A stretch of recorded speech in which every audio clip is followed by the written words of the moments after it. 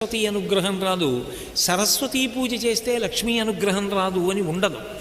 అది ఒక ముతక సామెత పుట్టింది లోకంలో. లక్ష్మీదేవి సరస్వతీదేవి ఓ ఇంట్లో ఉండరంటారు. ఎందుకు ఉండరండి అన్నారు అనుకోండి, అత్తా కోడళ్ళు కదండి.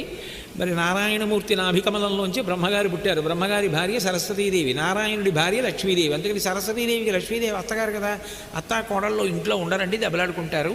సరస్వతి ఉంటే లక్ష్మి ఉండదు, లక్ష్మి ఉంటే సరస్వతి ఉండదు అంటారు. కానీ అది దెబ్బలాడుకునే ఇళ్ళకి. అత్తాకోడళ్ళు కలిసి ఉన్న ఇళ్ళు లేవేమిటి లోకంలో? ఎన్నో ఉన్నాయి. మొట్టమొదటి పురిటికి కోడల్ని పంపించి అత్తగారికి కోడలకి కూడా జ్వరం వస్తే మళ్ళీ అత్తగారింటికి దింపేసినటువంటి ఇళ్ళు నాకు తెలుసు అనుభవంలో. అంత మంచి మంచి ఇళ్ళు ఉన్నాయి. అత్తాకోడళ్ళుగా లక్ష్మీదేవి సరస్వతీదేవి కూడా అంతే. చాలామంది ఏమనుకుంటారంటే సరస్వతీ కటాక్షం ఉన్నవాడికి డబ్బు ఉండదు, ఏదో లక్ష్మీ కటాక్షం ఉన్నవాడికి సరస్వతీ కటాక్షం అంత విశేషంగా ఉండదంటారు.